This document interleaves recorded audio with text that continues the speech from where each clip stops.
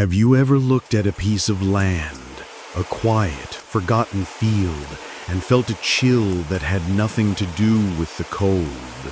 A place that just feels wrong, as if the air itself is heavy with a memory it wishes it could forget. What if the very soil beneath your feet was soaked in a secret, a sin so dark it poisoned the earth itself, waiting patiently for someone to pay the price? The June sun beat down on the cracked earth of our small, isolated town, a relentless hammer of heat that seemed determined to bake the very life out of everything. It was a town clinging to the edge of nowhere, a place where hope came to die. The trees stood silent, their leaves withered and brittle, their branches clawing at a bleached, merciless sky. The occasional gust of wind offered no relief. It was the scorching breath of a furnace, carrying the dust of failed crops and broken dreams. While most folks sought that shade or tended to their meager livestock, my husband Arthur and I were at the far end of town, toiling away on a patch of land known only as the Barren ground. It was a wasteland, a place where the soil was so dry and compacted it felt like stone. The townspeople whispered about it. Some said a witch had been buried there centuries ago, cursing the soil with a dying breath. Others said it was simply land that God had turned his back on. No one wanted it. But to us, it was a sliver of hope. Our own home was a testament to our poverty. A small, dilapidated cabin with shingles missing from the roof and floorboards that groaned like a dying man with every step. I spent my evenings patching the same worn-out clothes for our son, Jacob, while Arthur would stare at his blunted, rusted tools, his face a mask of quiet desperation. We had petitioned the town council to let us work the barren ground, hoping to coax a few potatoes, maybe some corn from its unforgiving grasp. Anything to quiet the gnawing hunger in our bellies, to give our son a chance at a life that wasn't defined by lack. The work was brutal. Each swing of the pickaxe sent jarring vibrations up Arthur's arms. Each spadeful of earth I turned was heavy as lead. Sweat poured from us, stinging our eyes and soaking our thin clothes. Arthur, his back a knot of pain, finally paused and leaned heavily on his spade. "Sarah," he rasped, his voice hoarse from dust and exhaustion, "go rest under that old juniper tree. You brought the bread and potatoes, didn't you? Go on, eat something. This ground, it feels like it's fighting back. I'm about to collapse myself." I looked at him, then at the pitifully small pile of seedlings yet to be planted. Hope was a fragile thing, and I felt it wilting in the heat. "We're almost done, Arthur. Let's just finish this last bit. Then we can rest together. We're a team, remember?" Just as he was about to argue, a familiar voice called out, cheerful and out of place in this bleak landscape. "I knew I'd find you two out here, baking yourselves alive." It was Caleb, Arthur's younger brother, striding towards us with a determined look. He was carrying a covered pot, the smell of which made my stomach ache with hunger. "Get out of this heat, both of you. Go on, I'll finish this up. I went fishing last night, caught a couple of big ones. My wife cooked up a fine stew and I brought some for you. Eat before it spoils." Caleb was all the family Arthur had left, a stark reminder of how cruel fate could be. Their parents had 5 children, but the graveyard held more of their blood than the living world. The first, a son, died just days after birth. The second, a girl, slipped on a river rock at 10 and was swept away. The third died in childbirth, leaving only her infant son behind. Their parents had wept until they were hollowed out by grief. 2 ghosts haunting their own home. Arthur and Caleb were the only survivors, the last pillars of their family name. "What are you staring at, brother?" Caleb prodded, snapping Arthur out of his dark reverie. "I've brought the stew. Sarah's already waiting for you over there. Let me handle the digging. My arms are younger than yours anyway." He took the spade from Arthur's hands, and we retreated to the meager shade of the juniper. The stew was the most delicious thing I'd ever tasted. It warmed us from the inside out, a small act of kindness that felt monumental. After Caleb finished planting the last of the seedlings, we all watered them together, our hearts filled with that fragile hope once more, a tiny green prayer in a sea of brown despair. As we walk back home, the sun bleeding orange and purple across the horizon, I glanced toward the old oak tree in the center of town.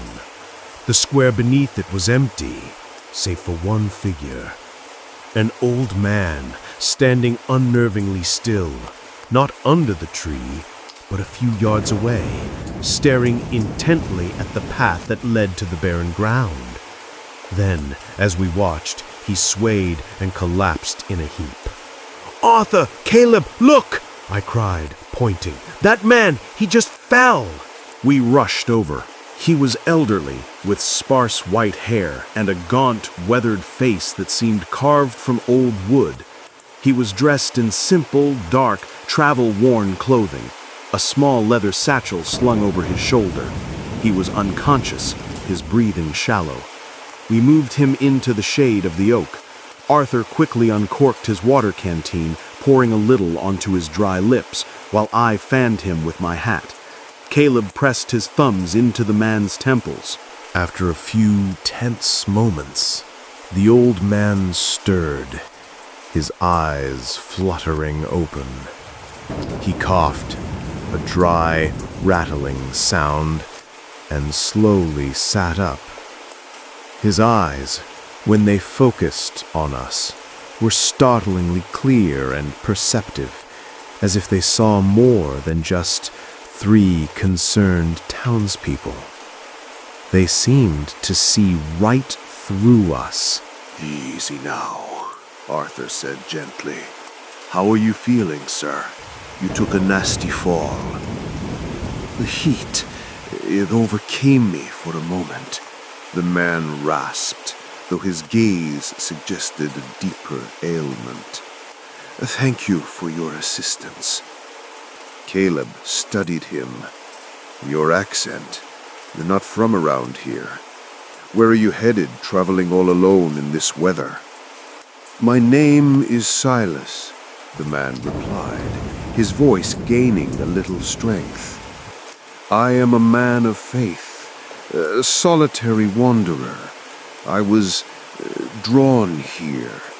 This place has a strange energy, a hunger in the soil." He glanced again towards the barren ground, a flicker of profound disturbance in his eyes. Seeing his exhaustion, we offered him the last of our food. He accepted a piece of bread with a grateful nod. "Sir," Arthur said, "our home is not far. You must rest there for the night. It's too dangerous to travel. If you collapse out there alone..." Silas managed a faint, sad smile. "Thank you for your kindness, son, but I cannot stay. My path lies elsewhere." He got to his feet, surprisingly steady. "But I will offer you a story for your charity." He leaned in, his voice dropping to a conspiratorial whisper. "I once knew a man who found a beautiful, shining stone in a river. He knew it was valuable and took it home, hiding it under his floorboards. But the stone had a cold heart. It whispered to him at night, telling him his neighbors coveted it, that his friends wanted to steal it. The man grew suspicious, then fearful, then cruel. He boarded his windows and drove away his family, all to protect a stone that gave him nothing but misery. He died alone, starving in his own home, his hand clutching the cold, worthless rock. Some treasures, you see, are not worth their price." He straightened up, his gaze fixing on Arthur with an unnerving intensity. "Listen to me, young man. Remember this. The universe keeps a perfect ledger. Every debt is recorded. Every sin leaves a stain. The law of cause and effect is as absolute as the sunrise. You reap what you sow. If you wish for a peaceful future, for your descendants to know peace, be content with the harvest from your own hands. Do not dig for treasures that are not yours to claim." He looked up at the sky, a deep, sorrowful sigh escaping his lips. "I pray that this time my feelings are wrong." Without another word, he turned and walked away, a stooped but resolute figure disappearing into the twilight. We stood there, a cold dread seeping into our bones, the heat of the day forgotten. His words hung in the air, a cryptic, chilling prophecy. That night, the world changed. The oppressive heat broke in a cataclysm of wind and rain. A furious storm rolled in, the wind howling like a hungry wolf, rattling the very bones of our small cabin. Arthur and I scrambled, he to secure the pig pen, me to latch every loose shutter. The house groaned under the assault of the wind. We had just finished when the sky opened up, rain lashing down in blinding horizontal sheets. We were soaked through by the time we made it back inside. I had just placed 2 bowls of thin soup on the table when a frantic, desperate pounding rattled our front door. It was a sound of pure panic, barely audible over the roar of the storm. "Is anyone home? Help us! Please, is anyone there? Help!" A strange feeling washed over me, a premonition, a cold whisper of Silas's warning. But Arthur, ever the good man, set his bowl down immediately. Grabbing a tattered oilcloth coat, he ran out into the deluge. When he opened the gate, he found 3 people collapsed against it. 2 men and a woman, all of them drenched, shivering, and covered in mud. Their fine clothes were torn to ribbons, their faces etched with a terror so profound it seemed to have carved new lines into their skin. I ushered them inside. The warmth of our small cabin seemed to shock them. I quickly fetched dry clothes. While they changed, I stirred the fire and put a kettle on to boil with ginger. As they emerged, looking slightly more human, I handed each of them a warm mug. The oldest of the 3 men, Elias, stepped forward. "Ma'am, sir," he said, his voice trembling, "we cannot thank you enough. Your kindness, we will never forget it." Arthur waved his hand. "Nonsense. To save a life is a blessing. But you look terrified. What happened?" The younger man, Marcus, pulled the woman Ilara closer. "We are traders," he explained. "Ilara, my wife, is 7 months pregnant." He gestured to her, and she clutched her stomach protectively. "We were ambushed. Bandits. They were animals. They killed our guards without a word. We heard them falling. We just ran. They've been hunting us through the woods for days. We saw the light in your window. You were our only hope." Ilara, in a gesture of profound gratitude, reached into a small wet pouch at her waist. She pulled out a small silver locket. "Please," she whispered, her voice like fragile glass. "Take this.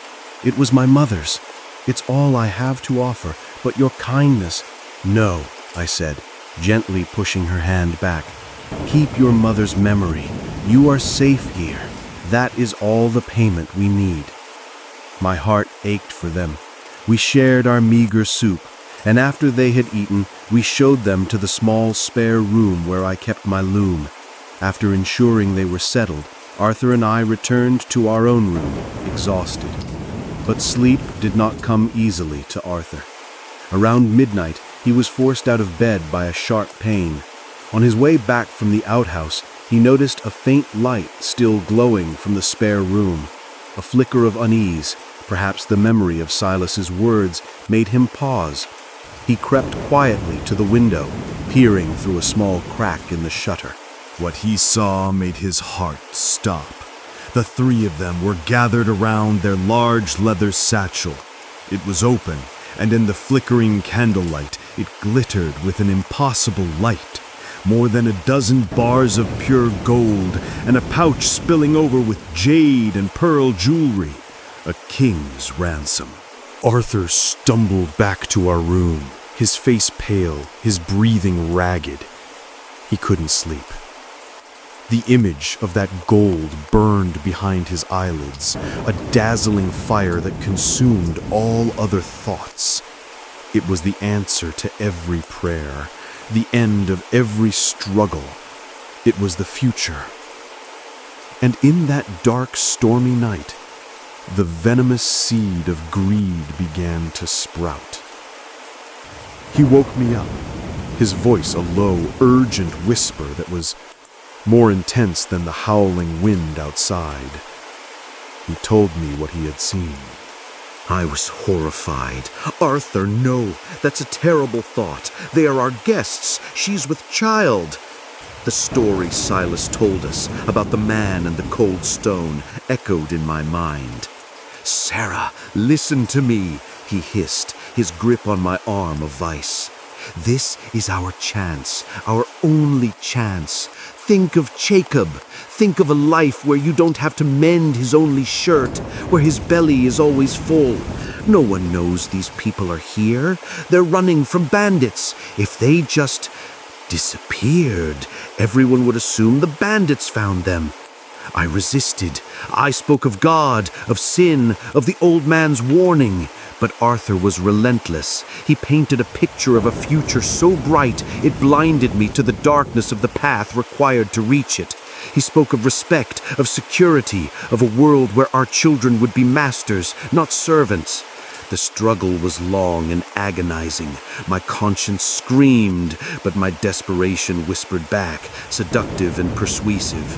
I thought of my son, and the righteous fire in my heart was slowly, tragically extinguished by the cold, hard reality of our poverty. In every person's heart, there is a sleeping demon. That night, ours awoke, and they were starving. We didn't sleep. We huddled together, our whispers weaving a tapestry of pure, unadulterated evil. The next day, we put on our masks of simple kindness. Arthur went to fetch Caleb, pulling him out to the Barren ground. He laid out the plan. Caleb, a good man at heart, was horrified at first, but Arthur was persuasive, speaking of the fortune, of the security, of how no one would ever know. He chipped away at Caleb's morality until only greed and fear remained. He agreed. That evening, Caleb arrived with a feast. Our guests, touched by our generosity, suspected nothing. We sat for a meal, the air thick with false laughter and forced smiles. We proposed toast after toast to their safety. Ilara, hesitant, took only a small sip of the drugged wine. Marcus commented on its bitter aftertaste, and for a heart-stopping moment I thought our plan was discovered. But Arthur just laughed and said it was a poor vintage, and the moment passed. It didn't take long. One by one, they slumped forward, unconscious. The moment they were out, we worked with terrifying efficiency. We bound and gagged them. A clap of thunder rattled the house, and a gust of wind blew out the lamp, plunging us into darkness. Under the cover of the raging storm, we carried them out to the barren ground, to the deep, rectangular pit we had secretly dug that afternoon. We threw them in. The impact jolted Elias and Marcus awake. Their muffled cries of terror were swallowed by the wind. Fearful of being discovered, Arthur and Caleb grabbed their shovels. There was a sickening crunch of bone, and then silence. Their eyes stared up at us, frozen in permanent betrayal. I let out a strangled cry, but Arthur's snarl cut through my panic. "Quiet! Do you want to get us all hanged?" I fell silent and did as I was told. That left only Ilara. She had been tossed in with the others and was slowly, groggily returning to consciousness. She awoke to the sight of her husband and brother, lifeless beside her. The realization dawned, and her body began to shake with sobs and the first agonizing pangs of traumatic labor. "Please," she begged, her voice a hoarse whisper. "Why?" Arthur crouched at the edge of the pit, his face a demonic mask in the intermittent flashes of lightning. "You have the gold," he said, his voice cold and flat. "It should be mine. It will be mine. And for that, you have to die." "Take it," she begged, tears and rain mixing on her face. "Take all of it. Just let my baby live. My child hasn't even seen the sun. Please, I'm begging you." Arthur laughed, a harsh, grating sound. "Let you live, so you can run to the sheriff? No, your luck has run out." He gave the signal. They began to shovel. The wet earth hit the bodies with a dull, heavy thud. Ilara, knowing her end had come, stopped crying. A terrifying calm settled over her. She pushed herself up, her eyes burning with an unholy fire. As the dirt began to cover her, her voice rose above the storm, clear and laced with venom. "You can take my life," she shrieked. "You can take my husband, my brother, my unborn child. But I swear on my stolen soul, I will have my revenge. I curse you, Arthur. I curse you, Sarah. I curse you, Caleb. I curse your blood and your name. I curse your children and their children after them. For 5 generations you shall know no peace. Your line will drown in agony. You will fall screaming, and your souls will never rest. I will return. I will return for you." Her final maniacal laugh was cut short as the dirt covered her face. We didn't stop until the pit was filled, until the ground was level. As we stood there, panting in the rain, a profound, unnatural cold seeped up from the earth, a chill that had nothing to do with the storm. The ground itself felt defiled. Then we went back to the house, found the satchel, and laughed like madmen as the gold spilled onto our table. We thought our secret was buried forever. We had no idea it had just planted its roots. 20 years later, the stolen gold bought us a new life. We built a grand manor, bought up half the county, and became the most powerful family in the region. But our wealth was a gilded cage, and the foundation it was built on was rotten. For 20 years we lived with the ghost of our crime. Arthur began drinking heavily, his nights filled with terrors that left him shaking and pale by morning. I became obsessed with appearances, my forced smiles and lavish parties, a desperate attempt to drown out the memory of Ilara's scream. The house itself felt sick. It was always cold, even in summer. Food would spoil in the pantry overnight. Servants would quit without notice, complaining of whispers in the halls and a woman weeping in the spare room where the traitors had stayed. We became prisoners in our own opulent jail. Our children grew up in this poisoned atmosphere. Jacob, our eldest, became a spoiled, cruel man who gambled away his days and drank away his nights, his cruelty a shield against the unspoken tension in our home. Abigail, my daughter, was haughty and vain, her cruelty a casual sport. finding pleasure in the torment of those she deemed beneath her. Only Ethan, our youngest, born a year after our fortune turned, remained untouched by the corruption. He was a quiet, gentle soul, who preferred the company of books to the empty society our wealth attracted. He was a beacon of light in a house filled with gathering shadows, his presence a constant, unwitting judgment on us all. Caleb's family had also prospered, but his joy was just as hollow. His son Daniel was a mirror image of Jacob. One night, after losing heavily at cards, Daniel stumbled home, drunk and furious, taking a shortcut through the fields, a path that led him right past the barren ground. For 20 years, that patch of land had remained defiantly empty. Nothing would grow there. It was a scar on the landscape, a permanent reminder of the secret it held. Through the haze, he saw a woman, her back to him, humming a soft, sorrowful melody as she combed her long black hair. The tune was hypnotic, pulling him closer.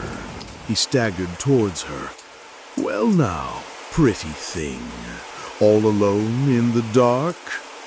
Her voice was like the whisper of wind through a crypt. "My home is very near. Would you like to come with me?" He lunged, spinning her around, and his world ended. His grin froze, then melted into a mask of pure terror. He fell backward, a scream trapped in his throat. The face before him was a nightmare, chalk white, with two gaping black pits for eyes, from which trickled black, viscous tears. Her mouth was stretched into an impossibly wide, silent scream. Her body was bloated with a phantom pregnancy, a dark, foul-smelling stain spreading from between her legs. She floated closer. "I am back," she hissed. "I am back from my revenge. Tonight, you pay the first price." She lunged. Daniel's scream was a high, piercing shriek that was abruptly cut short.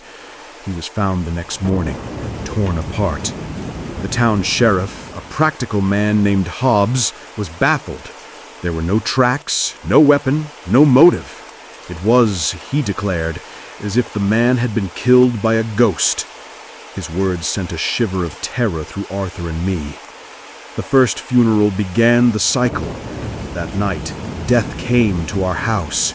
Jacob was asleep when a whisper awoke him. "Jacob, come play with me." He saw Daniel's ghost standing in the corner, beckoning with a broken hand. Then, a drop of something wet and cold hit his forehead. Drip, drip. He slowly looked up.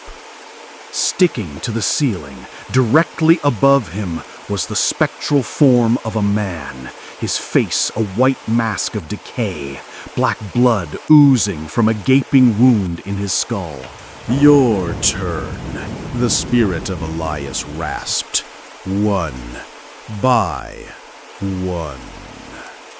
The spirit descended. The next morning, the cook's screams brought the house running. The room was a slaughterhouse. Sheriff Hobbs was called again. He looked at the carnage, then at our pale, terrified faces. 2 boys, 2 powerful families, torn apart in the same impossible way, he'd said. His eyes narrowed with suspicion. "This isn't a curse. This is a message, and I get the feeling it's meant for you." We sent for priests, for exorcists. All fled in terror. One charlatan preacher, after taking our gold, began his ritual, only to suddenly start screaming, clawing at his own eyes, and babbling about a woman in white and a man with a broken head. He fled into the night. They found his wagon overturned on the road the next day, the man himself gone without a trace, leaving only a lingering scent of decay and swamp water. The message was clear. No one could help us. And then the curse turned its attention to my daughter, Abigail. It started as a fever, then her body broke out in weeping sores. Her belly began to swell, but the most horrifying transformation was her tongue. It began to lengthen, swelling and turning black until it hung down to her neck. She couldn't speak, but in her moments of lucidity, she would scribble frantically on pieces of paper, drawing a woman with long hair and a swollen belly, again and again, her eyes wide with a terror only she could see. One stormy night, a maid went to bring Abigail her medicine. A moment later, a scream tore through the house. We rushed to her room. My youngest son, Ethan, was the first one through the door. He let out a choked cry and fell to his knees. The room was a scene of pure butchery. Abigail's body was destroyed. Caleb, hearing the news, went mad with fear for his other daughter, Leah, who was married and pregnant in the next town over. He sent his wife, Clara, to fetch her in the dead of night. The carriage sped through the darkness, but Clara soon realized they were on the wrong road, climbing a winding mountain path. "Driver!" she shouted. "Turn back!" The driver turned. It was the rotten corpse of Marcus, the second traitor. His skull cracked open. He grinned, a lipless rictus of malice. The carriage hurtled towards a cliff edge. Clara screamed as it flew off, smashing into 1,000 pieces. Meanwhile, Leah was having another nightmare. The ghostly woman and her demonic infant materialized at the foot of her bed. Leah was paralyzed, held fast by an unseen force. The spirit of Ilara floated over and sat on her chest. "I want your child," the spirit hissed. "An eye for an eye, a child for a child." She raised her hand, her fingernails elongating into black, razor-sharp talons, and slowly drew them across Leah's stomach. When Caleb awoke from a restless sleep, he saw them outside his window, the ghostly apparitions of his wife and daughter, mangled and broken. Behind them stood the triumphant specter of Elias. Caleb screamed and ran out of the house, chasing the phantoms, begging them to release his family, all the way to the barren ground. There, the spirits vanished. "Where are you?" he shrieked. A cold, mocking laughter echoed. From the ground, 4 decomposing hands erupted, grabbing his arms and legs. Before him, the spirit of Elias materialized. "No," the spirit rasped. "It is your turn." He was found the next morning, hung from a tree branch near the field, not with a rope, but with his own intestines. I was in bed, delirious with grief, when I heard a woman's soft weeping from the pond. I was drawn to it, my feet moving against my will. There, by the water's edge, sat a woman in a white dress. It was Ilara, her face decayed and rotting. I screamed, "You're dead!" "Yes," the spirit cackled, "you killed me. You heard my pleas for my child, and you threw dirt in my face. Now I've come back to collect my debt." She lunged, dragging me into the pond. The last thing I saw was her face, twisted in triumph as she snapped my neck. In the main house, Arthur lay dying. He opened his eyes to see Ilara sitting on him, Elias leaning over him, and Marcus holding his legs. They forced him to relive the night of the murder in vivid, terrifying detail before they tore him apart. The next morning, the few remaining servants found the bodies and fled, all except for old Martha, our loyal housekeeper. She stayed, not for us, but out of love for Ethan. It was Ethan who pieced it all together. He'd noticed the shared look of terror in his parents' eyes, the way they never spoke of the barren ground. After the first deaths, he started his own quiet investigation. He found my hidden journal, filled with frantic, guilt-ridden entries about the storm, the gold, and the woman's curse. He found Arthur's hidden cache of liquor and a small, tarnished silver locket hidden at the bottom. The pieces clicked into place, forming a picture of unimaginable horror. It was then that he sought out the only help he believed could work. Not an exorcist, but a man of true faith. He returned with a friar from a secluded monastery, a man whose eyes held a deep, profound peace. Ethan walked into his home and found 2 coffins where his family used to be. He collapsed, his heart finally breaking. The friar, a man of profound peace, lit incense and prayed. He explained the terrible truth to Ethan, that the spirits themselves were now trapped, their rage creating a karma as dark as the one that had damned them. They are no longer just victims, the friar explained, his voice heavy with sorrow. In their quest for vengeance, they have become monsters themselves, bound to this land by their own hatred. To free them is to free this house and your future. Guided by the friar, Ethan went to the barren ground. He hired men to dig. Soon they found them. 4 skeletons, one smaller than the rest, nestled within the bones of its mother, the tiny silver locket still tangled in her ribcage. Ethan wept. He wept for the family he had lost, and he wept for the innocent family his parents had destroyed. He gave them a proper burial in the town cemetery, erecting a beautiful stone monument in their memory. He turned our tainted house into a charitable foundation, its doors now open to the poor and the orphaned, transforming a monument of greed into a haven of generosity.